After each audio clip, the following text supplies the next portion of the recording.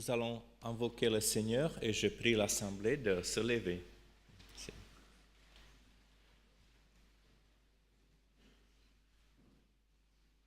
Nous allons invoquer le Seigneur par les paroles du psaume 84.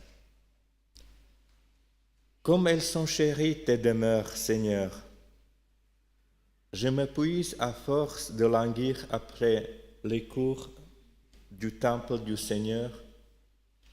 Mon cœur et ma chair crient vers le Dieu vivant. Seigneur, mon roi et mon Dieu. Même le petit oiseau trouve un abri près de tes autels, et l'hirondelle peut faire un nid où mettre ses petits. Heureux ceux qui habitent ta maison, ils te loueront encore. Heureux les hommes dont la force est en toi.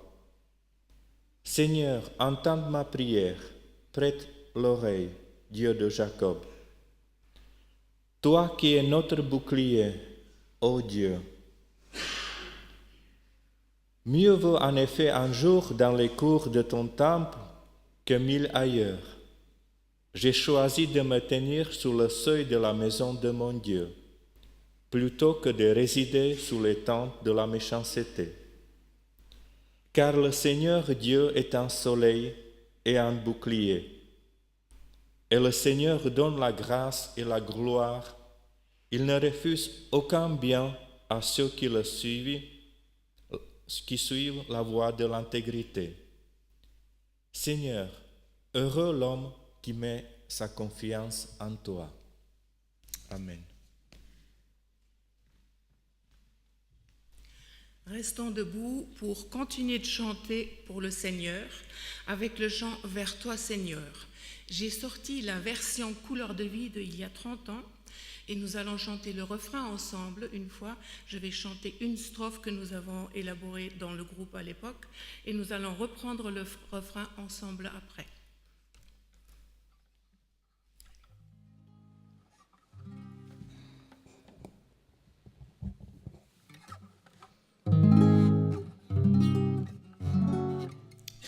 Ça commence bien.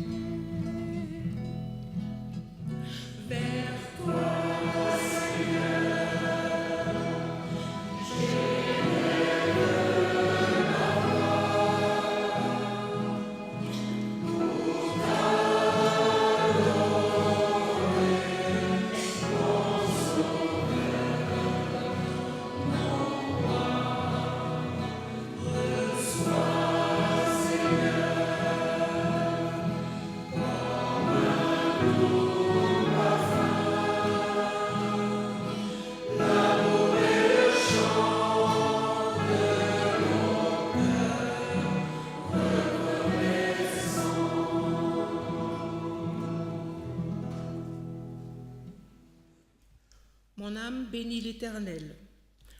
Que tout ce qui est en moi bénisse son saint nom. Mon âme bénit l'Éternel et n'oublie aucun de ses bienfaits. C'est lui qui pardonne toutes tes iniquités, qui guérit toutes tes maladies. C'est lui qui délivre de ta vie de la fosse, qui te couronne de bonté et de miséricorde. C'est lui qui rassasie de bien ta vieillesse, qui te fait rajeunir comme un aigle. Nous allons chanter ensemble un chant qui est aussi connu depuis longtemps, « Écoute, écoute ». Et ils ont marché.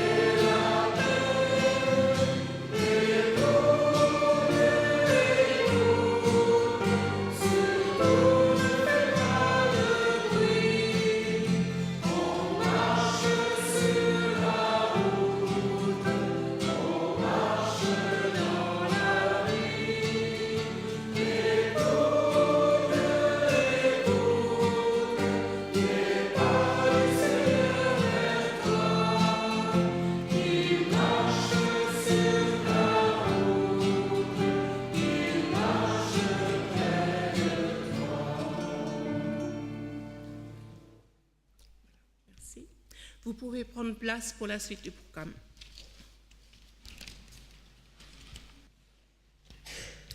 Racheter le temps. L'expression est de Paul, elle se trouve dans la lettre aux Éphésiens, et elle a inspiré ce poème à Yves Prigent.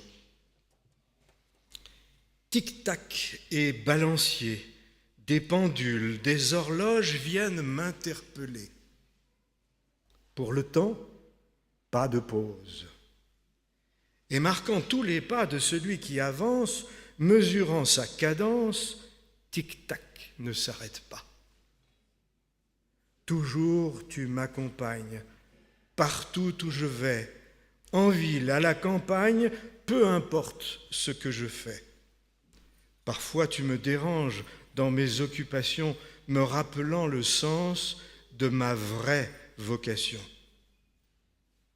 Tu pourrais me chiffrer les minutes et les heures que je n'ai pas données pour l'œuvre du Seigneur.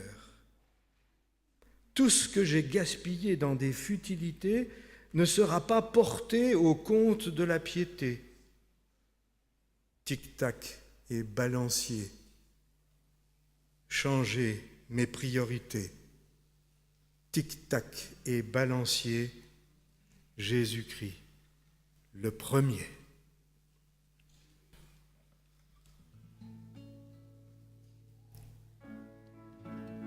Amen.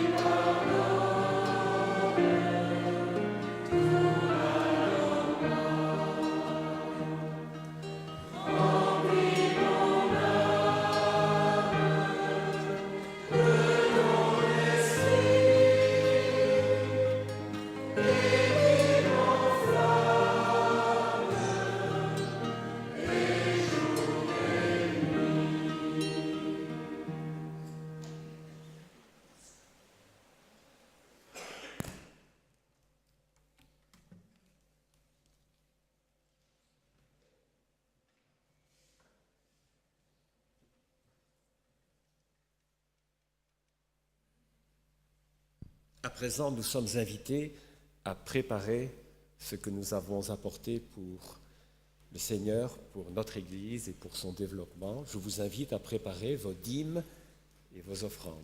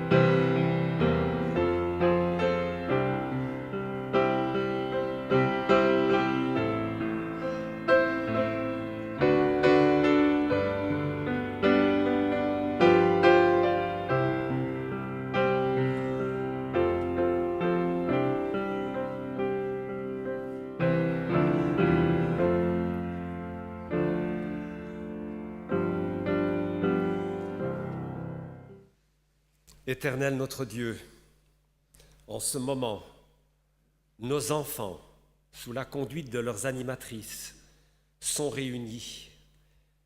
Nos jeunes également, dans le cadre du culte Oasis, se retrouvent dans un autre lieu. Et nous-mêmes, nous sommes ici. Tous, nous voulons t'exprimer notre joie, notre reconnaissance pour ce que tu fais pour chacun d'entre nous. Nous voulons te demander de nous accompagner durant ces moments et comme notre sœur vient de le rappeler, que nous le fassions dans un esprit de pardon, dans un esprit de reconnaissance. Certes, dans nos actions, nous avons oublié, nous avons faibli, nous avons cédé parfois au péché. Nous voulons te demander de nous pardonner et de nous conduire vers toi ce matin. Nous te sommes avant tout reconnaissants parce que durant ces jours écoulés, tu nous as accompagnés, gardés, bénis. Tu nous as accordé la vie, la santé et bien d'autres bénédictions.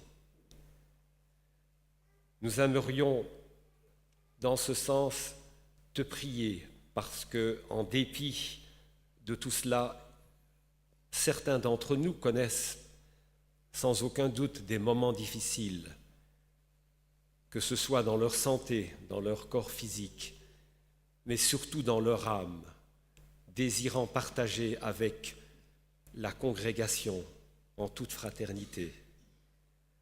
C'est aussi dans ce sens que nous te prions, parce que nous sommes particulièrement sensibles au sort qui est réfugié, au sort qui est réservé à cette catégorie que nous appelons réfugiés. Et Dieu sait si tu sais combien aujourd'hui il y en a qui connaissent cette situation. Des hommes, des femmes, des enfants qui sont obligés de fuir, de quitter le peu de choses qu'ils ont et de s'aventurer sur les routes.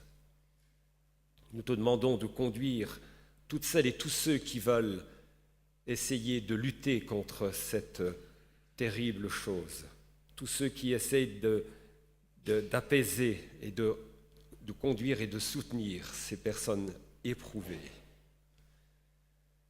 Nous voulons, Seigneur, ce matin, te demander de nous accompagner durant ces minutes. Nous sommes sensibles à ton amour et nous sommes sensibles à ton appel. Et dès à présent, nous te demandons de conduire, d'inspirer notre frère, le pasteur Lopez, qui nous conduira dans cette réflexion à présent.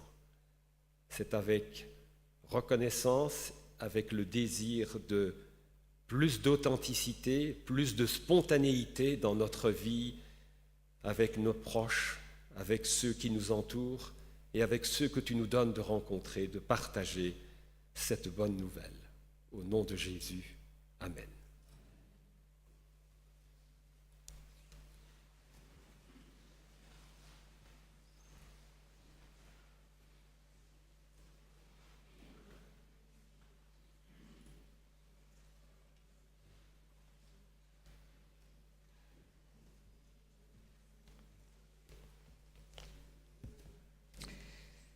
Pour notre lecture biblique, un verset de l'Ecclésiaste, mais nous pourrons très bien par la suite lire le début du chapitre qui est un très beau poème, et même lire l'Ecclésiaste en entier que nous n'abordons pas souvent. Au chapitre 3e, le verset 11, dans la traduction de Louis II. Dieu fait toutes choses belles en son temps. Même, il a mis dans notre cœur la pensée de l'éternité, bien que l'homme ne puisse pas saisir l'œuvre que Dieu fait du commencement jusqu'à la fin.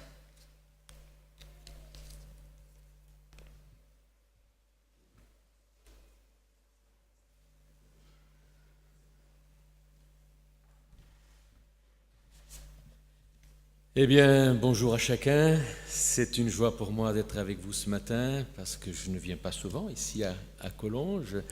Pourtant, j'y ai vécu pendant des années et des années. Alors, permettez-moi juste de me présenter rapidement, peut-être pour ceux qui me connaissent peu ou pas, quoiqu'il y a beaucoup qui me connaissent ici. J'ai été ici élève étudiant à Collonges pendant 11 ans. De 1970 à 1981. Et donc je suis arrivé ici, j'avais 13 ans, je ne parlais pas un mot de français, enfin peut-être 2 ou 3 quand même. Et voilà, donc j'ai fait pendant la première année, j'ai étudié le français. Et puis après, j'ai fait mon collège, le lycée, de la 4e jusqu'au bac, voilà. Ensuite, bon, comme tout jeune, tout adolescent, en première, terminale, je dis qu'est-ce que je vais faire après? On se pose des questions. Voilà. Je me demandais si je voulais devenir médecin, partir au Mexique. À cette époque-là, il y avait la faculté de médecine adventiste qui ouvrait à Montemorelos, au Mexique. Mais j'ai choisi d'étudier la théologie et donc je suis devenu pasteur. Et donc je suis pasteur en France Sud, dans notre fédération ici, depuis 1981. J'étais pasteur à Marseille, où j'ai passé les 4 premières années. C'était le début des radios libres, des radios locales. J'ai fait beaucoup de radios à ce moment-là à Marseille. Voilà, Marseille. Après, j'étais pasteur à Périgueux. J'étais pasteur à Perpignan. J'étais pasteur à Montpellier. À Limoges aussi. À Nîmes. Et aujourd'hui, je suis à Toulouse. Donc... Et je suis aussi secrétaire donc, de notre fédération, ainsi que responsable du département communication. Mais voilà, j'ai vraiment la joie d'avoir servi jusqu'à présent le Seigneur dans ce territoire, dans nos églises. Et juste 2 mots sur Toulouse. Donc actuellement, je suis pasteur à Toulouse. D'ailleurs, vous avez les salutations de Gaël Cozandé, qui est toujours à Toulouse. Il était avec moi, donc stagiaire. Donc ça fait la 3e année maintenant qu'il est à Toulouse et maintenant il est pleinement pasteur de Toulouse Gospel Celebration, donc la 2e église que nous avons à Toulouse. Et j'ai aussi avec moi depuis cette rentrée de septembre Elie Yoldi, qui est donc aussi avec moi à Toulouse. Toulouse est la 4e église de notre fédération en nombre de membres. C'est une très grande église, puisque sur le papier, nous avons 230, 240 membres, mais régulièrement, nous avons 300, 350 personnes. On ne sait pas où les mettre. D'ailleurs, ça dépasse les capacités autorisées de la salle. Heureusement qu'au sous-sol, nous avons une grande salle de 100 places où nous faisons une retransmission vidéo. Donc, il y a plus de 120 JA inscrits cette année. Donc, tous les jours de la semaine, il y a quelque chose à l'église de Toulouse. Et donc, sachez qu'il y a tellement de monde que nous envisageons, donc il y a vraiment maintenant des plans assez précis pour créer à Toulouse l'année prochaine un centre d'influence adventiste qui hébergera donc une 3e église et peut-être même que nous aurons à créer une 4e église parce qu'il y a vraiment beaucoup de mouvements dans la ville rose. Si vous ne la connaissez pas, je vous invite à venir prendre un petit peu de soleil quand il y en a là-bas.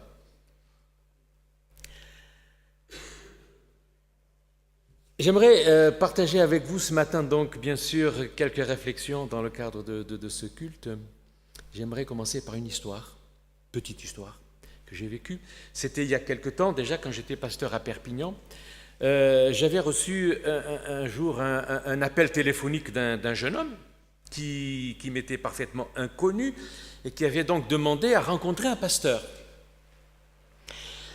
On a fixé un rendez-vous. Je ne savais pas vraiment de quoi il voulait me parler, mais j'avais remarqué cependant dans sa voix, quand il s'est adressé à moi au téléphone, donc qu'il était un peu tourmenté, assurément. Et donc je me suis dit, voilà, donc sans doute quelqu'un qui est en conflit intérieur.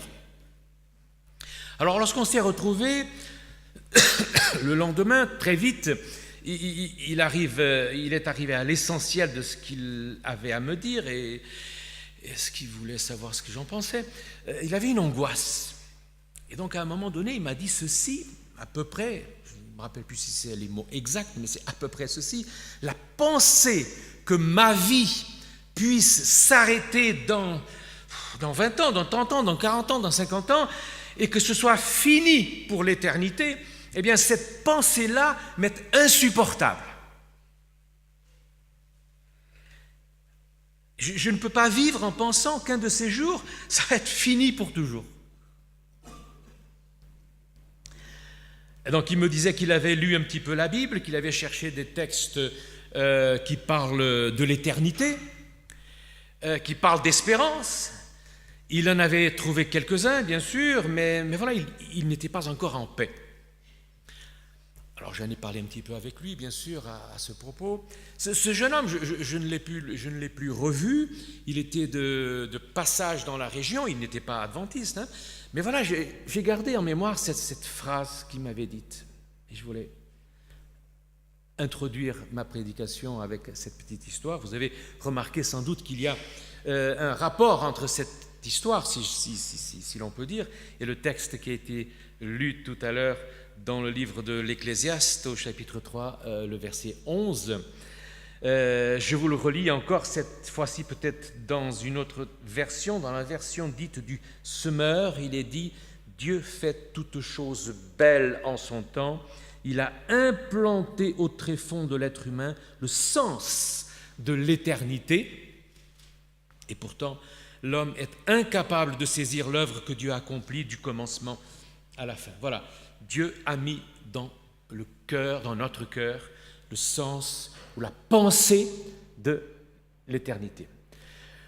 Alors, j'ai choisi de vous parler du temps. Sur la notion, le thème du temps. Alors, ne croyez pas qu'il s'agit là d'un sujet abstrait, philosophique. Au contraire, il n'y a rien de plus concret dans notre vie que le temps. Vous savez, on commence la vie et très vite, on a des préoccupations par rapport au temps.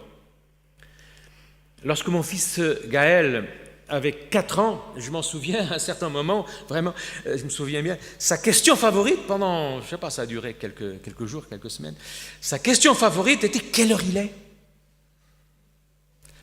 Parce qu'il avait découvert ça. Hein? Il pouvait poser la même question 50 fois par jour. Hein?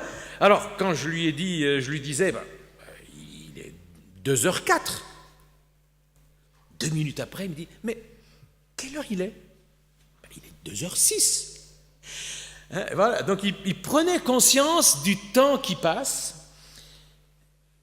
Voilà, il avait, et sans doute qu'il commençait à comprendre, à prendre des repères comme ça par rapport au temps.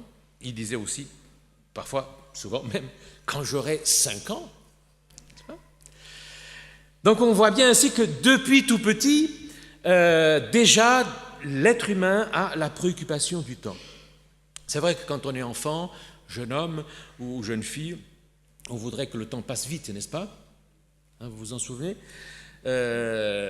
On voudrait que le temps passe vite pour être grand, adulte, pour pouvoir faire des choses qu'on a envie de faire et qu'on pense quand on sera adulte, alors on fera ce qu'on voudra. On fera ce qu'on voudra de notre temps. Il n'y aura plus personne pour nous dire: s'il te plaît, tu rentres à telle heure. Et puis voilà, quand on arrive à l'âge adulte, à une certaine maturité, alors là, d'un seul coup, on voudrait freiner le temps. Quel est celui ici parmi nous qui peut-être a plus de, je ne sais pas, de 40 ans, qui ne se dit pas parfois ou souvent, mince alors si seulement je pouvais l'arrêter, ce temps.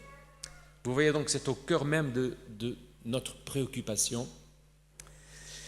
Il n'est donc pas inutile de réfléchir aux différents aspects du temps et ne pensez pas qu'il s'agit là de questions qui n'intéressent que les croyants, pas du tout. Que nous soyons croyants ou pas, chaque être humain vit dans le temps et a donc le sentiment que le temps, c'est quelque chose de formidable parce que le temps, voilà, c'est la vie. Mais en même temps, chacun trouvera aussi que le temps, c'est terrible, parce que le temps qui passe, c'est la mort qui s'annonce, puisque nous ne sommes pas immortels et nous le savons. J'ai connu pendant assez longtemps un vieux monsieur qui se disait athée, quelqu'un qui avait été dans sa jeunesse militant, syndicaliste, communiste, vous voyez un petit peu. Pour situer un petit peu le personnage, l'une de ses expressions favorites, c'était il n'y a pas de bon Dieu, hein. Tout ce qui était religieux, non seulement ça ne l'intéressait pas, mais il n'arrêtait pas d'en faire la critique. C'était le pur matérialiste. On vit, on meurt, point. Et puis un jour, j'ai appris qu'il était malade, très malade. Il était très âgé. Hein. Il faut dire que c'était un fumeur, il était fumeur depuis l'âge de 14 ans. Je lui ai rendu visite, parce que sa famille était adventiste, lui il ne l'était pas, mais quelques personnes de sa famille étaient adventistes. Donc je lui ai rendu visite et on voyait clairement qu'il portait sur lui le fait qu'il allait bientôt mourir. Mais ce qui m'a frappé, c'est qu'à un moment donné, je l'ai vu pleurer. Et il disait à sa femme, la grande faucheuse va bientôt passer. Et il pleurait comme un gamin.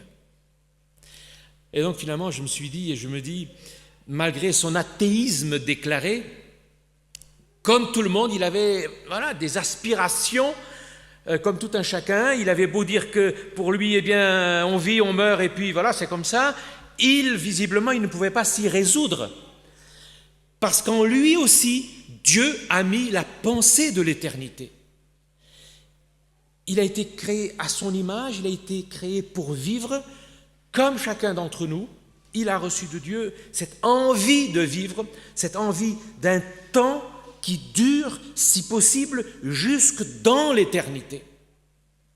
Et donc je demande au Seigneur ce matin de mettre profondément en nous cette pensée de l'éternité, afin que nous puissions vivre déjà dans ce temps qui est le nôtre aujourd'hui, cette dimension de l'éternité que Dieu nous a accordée. Et même si parfois il vous arrive de trouver que oui, décidément, la vie est bien courte,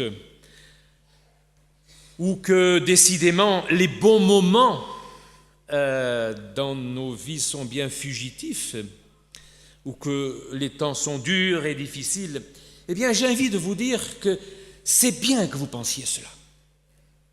Parce qu'en effet, comme le dit Jacques Doucan, si je me souviens bien, dans un de ses écrits, il dit à un moment donné, il faut désespérer pour pouvoir espérer. Si je ne sens pas combien ce monde est quelque part désespérant, je ne peux pas espérer, parce que je vais me satisfaire de la situation présente.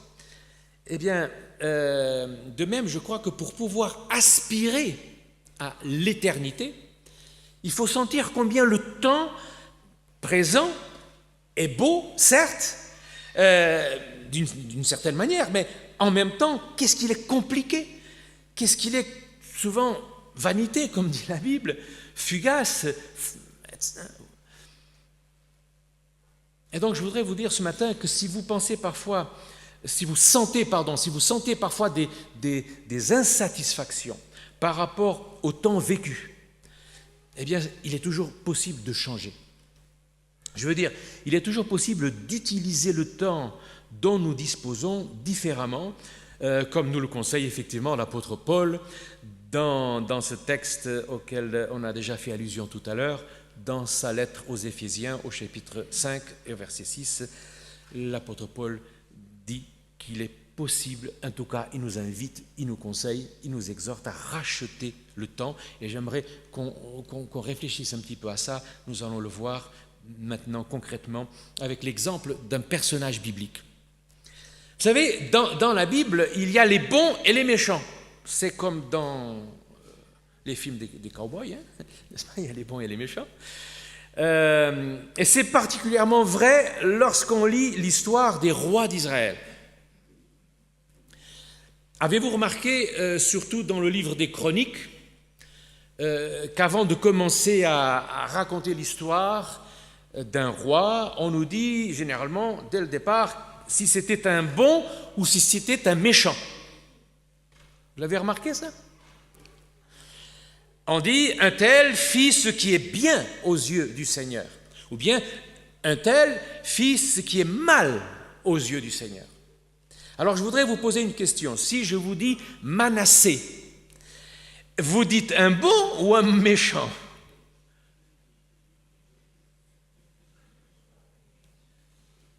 Vous vous rappelez pas?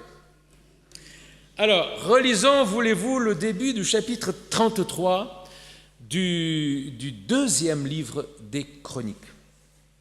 Dans le deuxième livre des Chroniques, je vous invite à lire avec moi le début, quelques versets. Alors, donc, deuxième livre des Chroniques, chapitre 33, à partir du verset 1er, il est dit là, Manassé avait 12 ans lorsqu'il devint roi. C'était jeune, hein? Et il régna 55 ans à Jérusalem. Je crois que c'est le plus long règne. Verset 2, il fit ce qui est mal. Vous voyez, d'emblée on nous dit, il fit ce qui est mal aux yeux de l'Éternel, selon les abominations des nations que l'Éternel avait chassées devant les enfants d'Israël. Manassé donc, voilà, d'emblée, quand on lit ce verset, fit ce qui est mal aux yeux du Seigneur.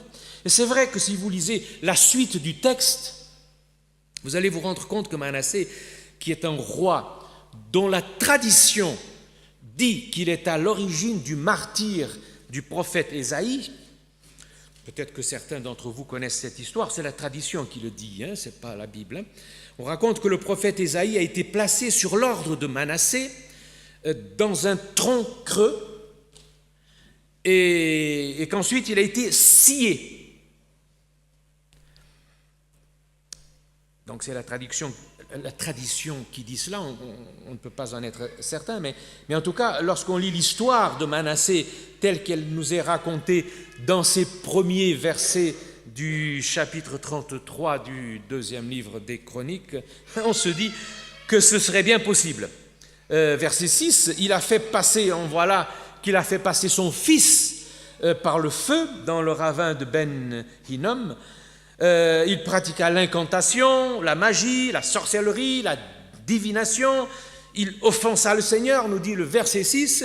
C'est vraiment un mauvais roi, un très mauvais roi.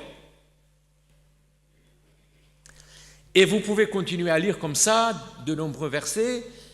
Et puis à un certain moment, il nous est dit au verset 10, regardez au verset 10.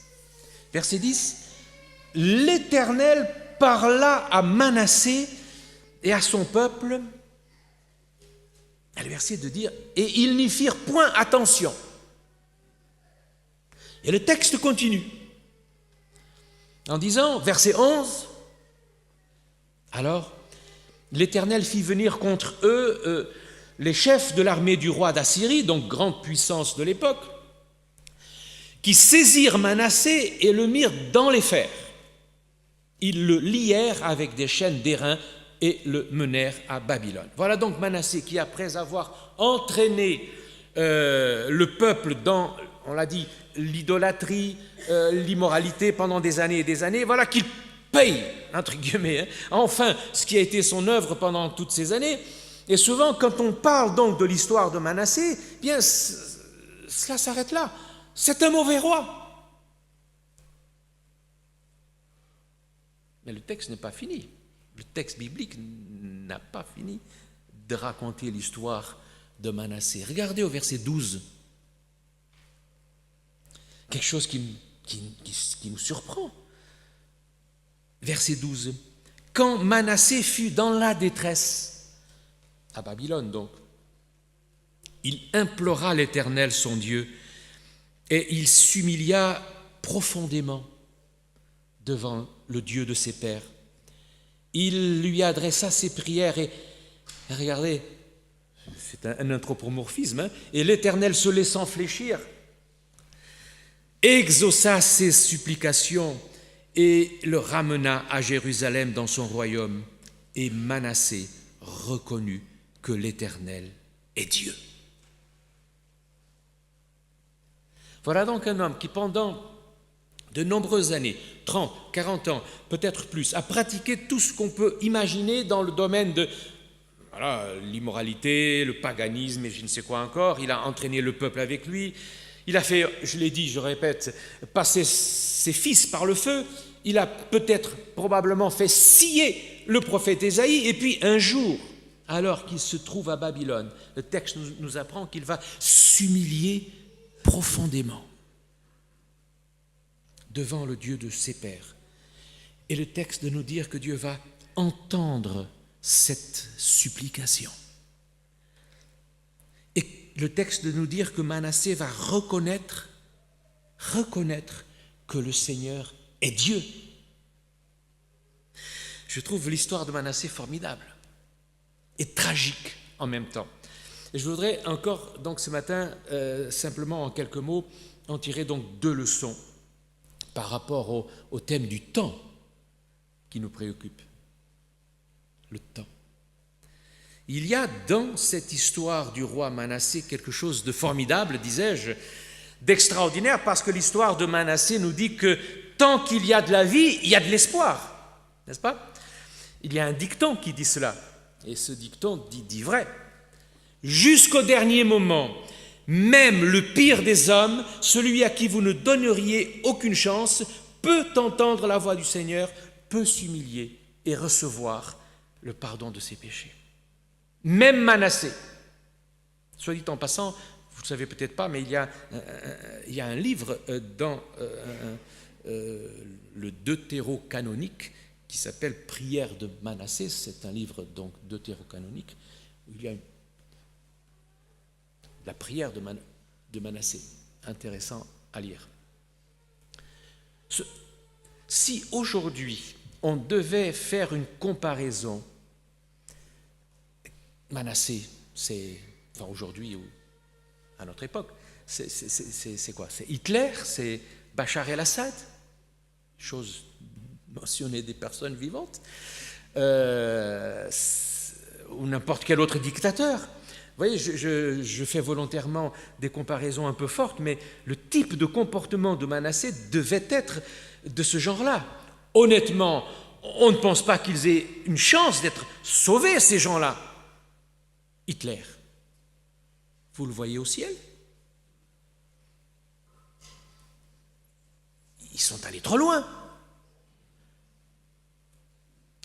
Eh bien, quoi qu'on en pense, Manassé, lui, à la fin de sa vie, a rencontré le Seigneur.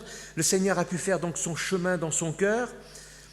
Et donc, par rapport à la notion du temps, je crois que cela nous enseigne quelque chose. Je veux dire que, qui que nous soyons, et même si nous avions un passé ignoble, chaque homme, chaque femme, dans le temps qu'il lui reste à vivre, peut rencontrer le Seigneur. Et ça peut tout changer. Je ne suis pas à la place de Dieu, mais en lisant ce texte, voilà, j'ai l'impression qu'un jour, on retrouvera Manassé, sans doute peut-être, dans le royaume de Dieu, aussi étonnant que cela puisse paraître. Voilà, je ne sais pas, Dieu seul sait. Mais voilà, oui, l'histoire de Manassé est extraordinaire, disais-je. C'est une histoire pleine d'espoir. C'est une histoire dont on a besoin de se rappeler, car il y a assurément, souvent, dans nos vies, des moments où nous pouvons nous sentir écrasés par le passé, par des choses vécues. Et voilà, cette histoire, elle est là pour nous rappeler, pour nous dire, rien n'est jamais perdu. On peut racheter le temps. C'est vrai pour nous, c'est vrai pour les autres aussi. Il y a toujours un espoir.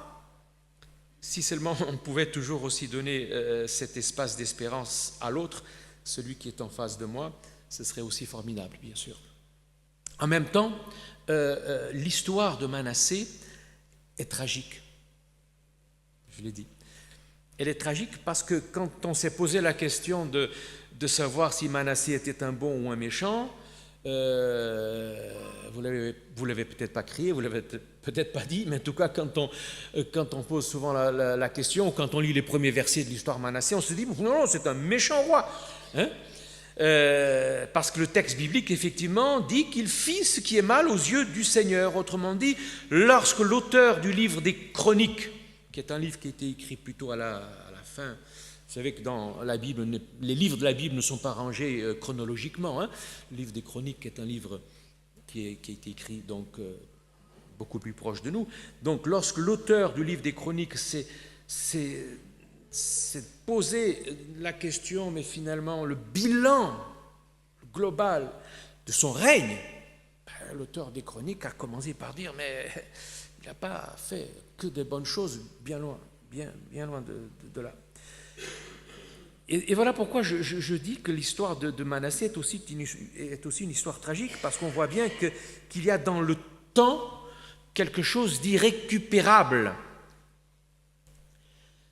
Je pense que vous voyez ce que je veux dire. Pour lui, Manassé, l'espoir est toujours permis tant qu'il est vivant, mais par rapport à son règne, il y a quelque chose qui ne pourra jamais récupérer, qui n'a jamais pu récupérer.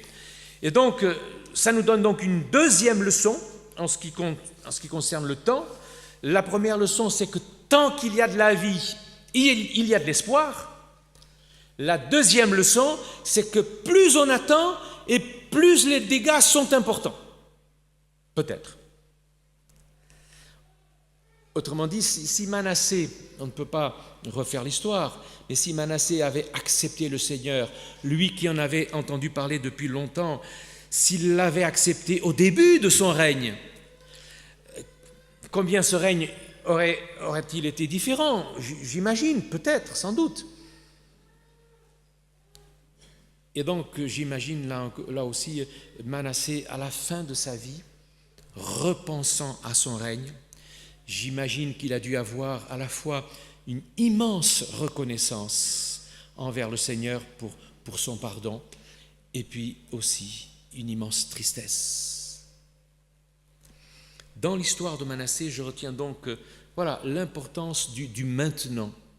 C'est maintenant, à chaque instant, que c'est important de faire les bons choix. Vous savez, on se dit souvent, hein, on se le dit sans cesse, bon on verra plus tard. Hein, c'est la procrastination. On remet au lendemain souvent ce qu'il vaudrait mieux faire tout de suite, les décisions à prendre.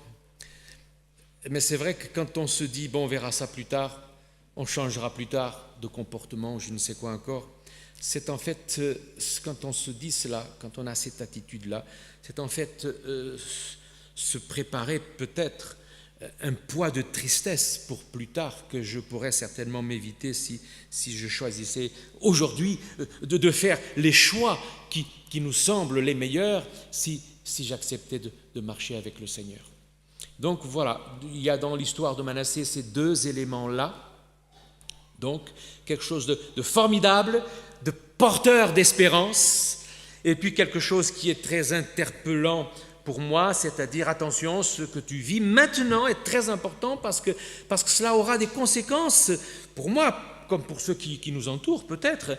Alors, prends conscience de l'importance du moment présent.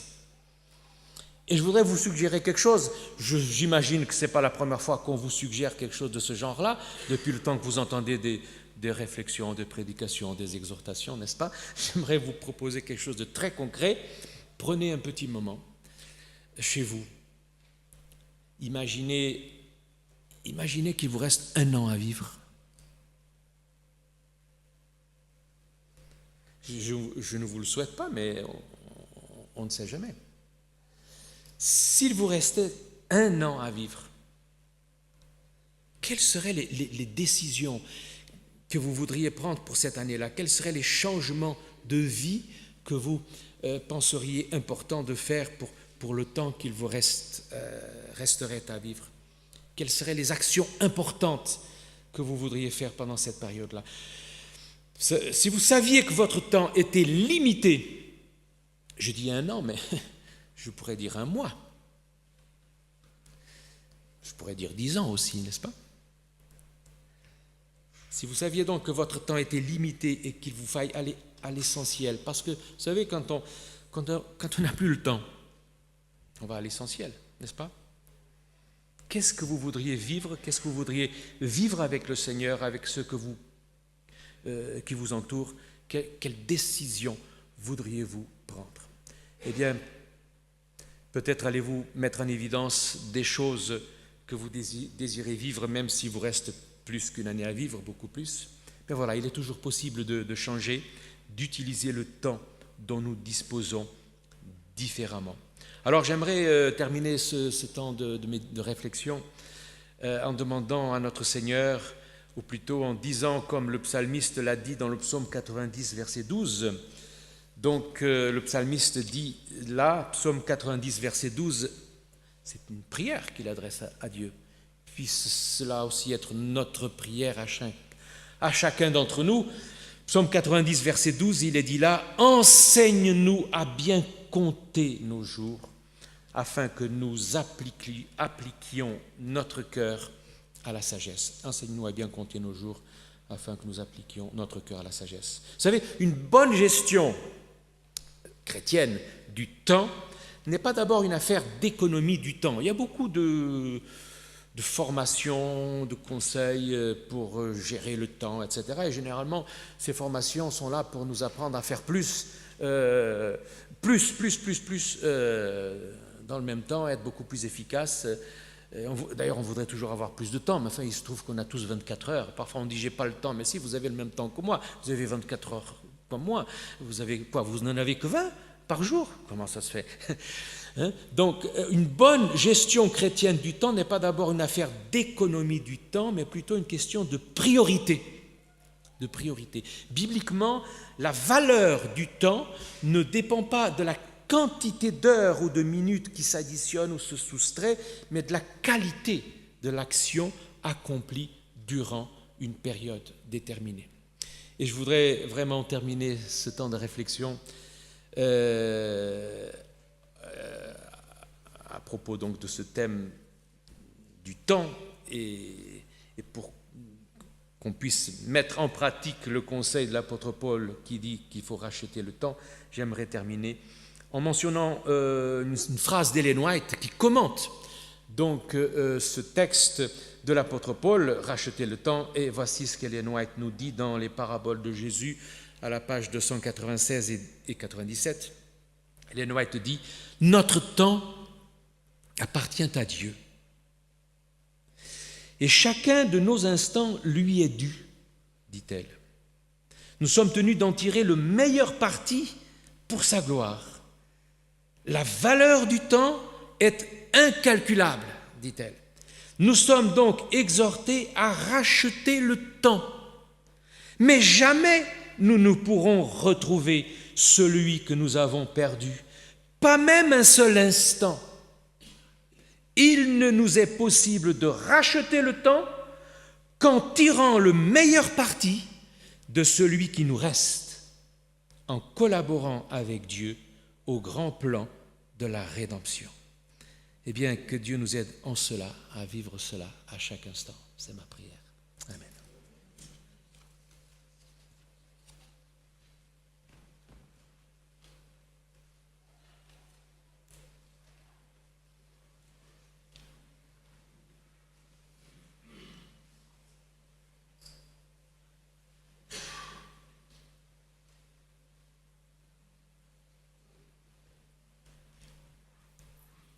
Écoutons ce texte de Philippe Zaïsik sur le temps.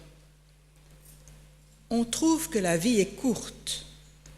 Raison importante pour n'en laisser rien perdre. Or, nous en laissons perdre des quantités énormes.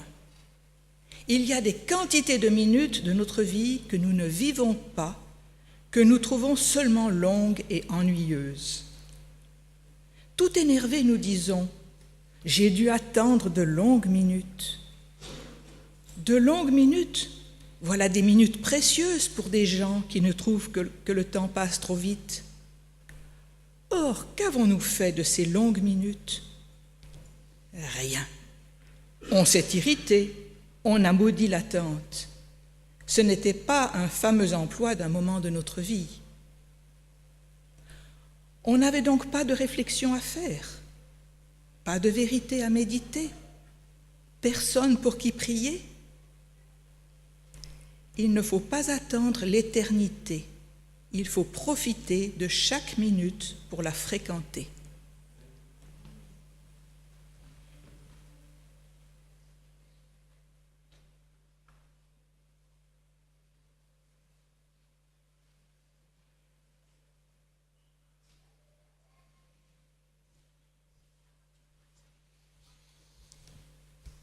Voulez-vous que ce matin, que je sois celui qui sera l'interprète de notre espérance et de notre réponse à la parole de Dieu qui a été dite ce matin?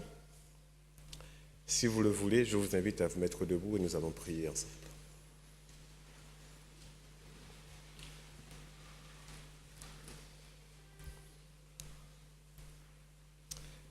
Éternel notre Père qui est dans les cieux, nous nous posons la question s'il faut créer le désespoir pour connaître l'espoir ou l'espérance.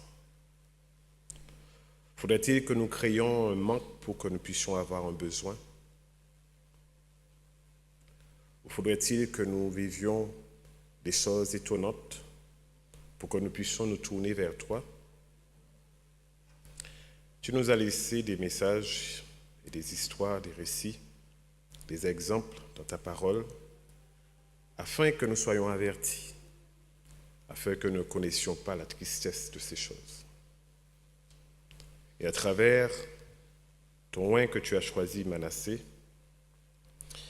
et qui nous donne les deux solutions, soit nous vivons dans l'éternité, dans le mal, et que nous connaissions l'éternité dans la mort, ou bien soit nous changeons, que nous choisissons la paix, nous choisissons le bien, nous choisissons Dieu, nous choisissons son plan, afin que nous puissions vivre dans l'éternité. Tu l'as mis devant nous, la vie, tu nous invites à choisir quand nous faisions face au bien et au mal. Et encore une fois de plus, nous voulons te remercier de prendre du temps pour chacun d'entre nous, près de chacun d'entre nous, afin que nous puissions t'écouter et que nous puissions connaître le bonheur. Alors entends le cœur de chacun de tes enfants ici. Tu connais ce que nous vivons. Tu sais aussi ce que nous vivrons. Alors parle à nos cœurs, comme tu l'as fait encore ce matin, mais parle dans chaque instant. Et comme disait ton oint David, apprends-nous à bien compter nos jours. Alors une fois de plus, merci pour ce temps de repos que tu nous donnes aujourd'hui. Et que tout ce que nous fassions, que nous disions, que nous pensons, que nous réalisons, soit pour ta gloire. Nous te prions au nom de Jésus. Amen.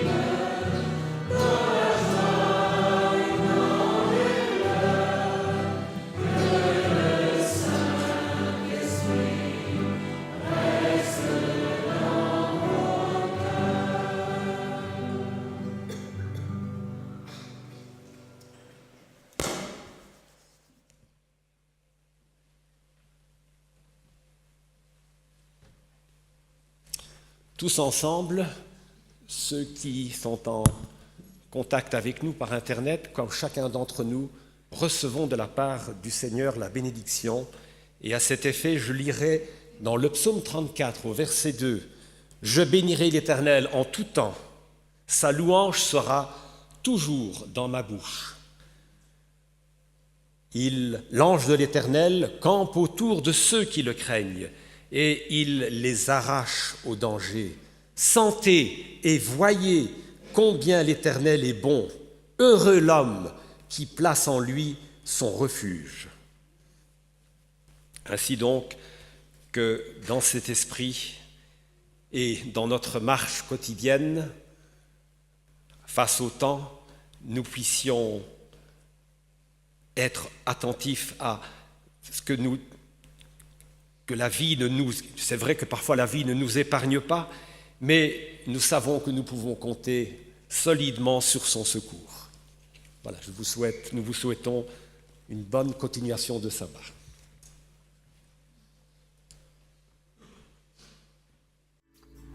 Bonjour à tous nos amis de la France et spécialement de la région de la Haute-Savoie, parce que dans quelques semaines, dans quelques jours, on va être avec vous pour notre tournée annuelle Héritage Cantique de Noël. Et Jimmy et moi, on revient cette année et on sera accompagnés de toute notre équipe du Canada. Et on va pouvoir partager ce concert on raconte finalement l'histoire de la Nativité à travers des cantiques qui ont été écrits, des cantiques de Noël qui ont été écrits dans les derniers siècles. Et donc, c'est une suite de notre série d'albums Héritage. Et on espère vous retrouver en grand nombre avec vos amis, la famille. On n'a pas toujours l'occasion d'aller dans la région de la Haute-Savoie, donc on est content d'y être. Et le concert va se donner à Collonges, sous Salève. Venez en grand nombre et on vous attend. Bye!